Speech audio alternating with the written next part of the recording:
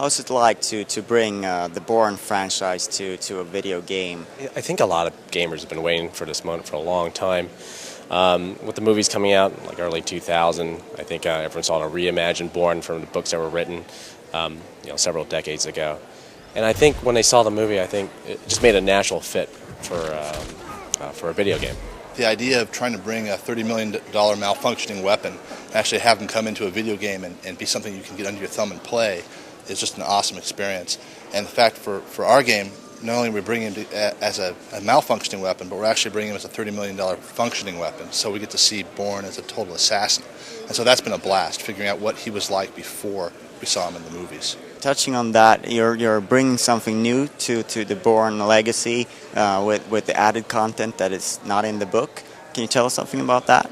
We took a lot of elements from the Bourne Identity book and a lot of inspirations from the Bourne Identity movie, and we're able to create an original game. That's the new title. So it's not based off of any book or anything.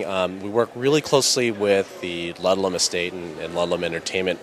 To come up with the new premise for who Bourne is and the Bourne that you get to play and experience in the game. And as Chris mentioned earlier, when we approached the game, it's basically like, okay, we get to play as Bourne as he was before he lost his memory. All the events that you saw in the Bourne Identity movie, and that was a really good challenge for us because in that way it gave us a lot more freedom. He's not just discovering who he is; he knows that he's this super assassin. Well, it's a third-person action-adventure game. There's two big pillars in the game. If you watch the movie and you read the books, you know that Bourne is he's very skilled in hand-to-hand fighting. So the first big pillar of the game is hand-to-hand fighting. So we develop a fighting system that will empower the player to feel like he's Bourne. He has the combinations that actually a fighting style that really resembles the style of the movies. And we work really closely with Jeff Amata, who's the fight coordinator of the movies, to capture that style and that look and feel. So he does all the great combos you see with his martial arts styles. And one of the big features is takedowns. So you get to see some really cool contextual takedowns. He uses in environments, uses weapons like he does in the movie. Not your typical weapons. I mean, he could roll up a magazine like you saw in the movies, and he could use a weapon just as effective as he would a knife or even a ballpoint pen and use it as a deadly weapon.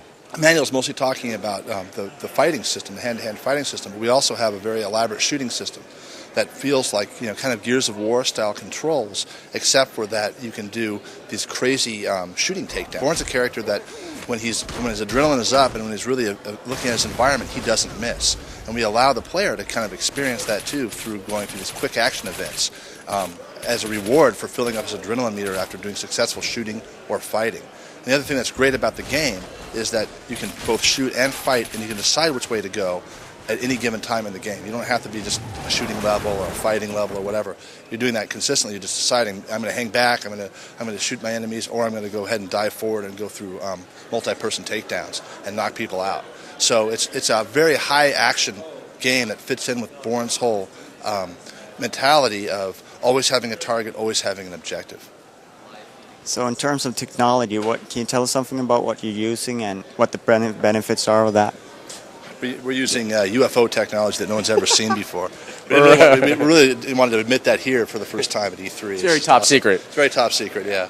No, we're a middleware house. We use Unreal Engine 3, which was a great challenge. Heavily modified Unreal Engine 3, which was great for us because when we started on the game a few years ago, it was a great piece of middleware to jump in and start developing the game. It's a very big game. It's a third-person action-adventure game, and using Unreal Engine 3 gave us that flexibility. I mean, we're doing shooting, we're doing fighting. We got big worlds, big beautiful worlds, very detailed, as most next-gen games are right now. And it just gave us the suite of tools that we needed to make the game. But when I was saying heavily modified, when we're adding a lot of aspects, including animation, AI, and a lot of tools that allow us to do cinematic cameras. So a lot of people have gotten confused. They say, are we playing the game or are we watching the game? I can't tell because it looks so good. And that's intentional, that we're trying to make the most playable game you've ever seen with this very cinematic camera treatment. And Unreal has helped us to get there, but we had to add a lot to make it that way. So you're bringing it to PlayStation 3 and Xbox 360. Will there be any differences? And have you anything to say about online play, perhaps? We're still in production, so right now there is no online for Bourne Conspiracy. And then in terms of the experiences should be very similar on both platforms. There won't be a unique aspect to either one, at least at this, not from our standpoint as developers. Obviously, Bourne is a franchise. What are your thoughts on maybe doing another game after this? I think we'd love to. It would be nice to finish this game first. Yeah, yeah. We're working hard on finishing this one up, but I think the answer is yes. We would love to do another Bourne game. Thank you very much for your time, and good luck in the future. Thank you very much. Thank you very much.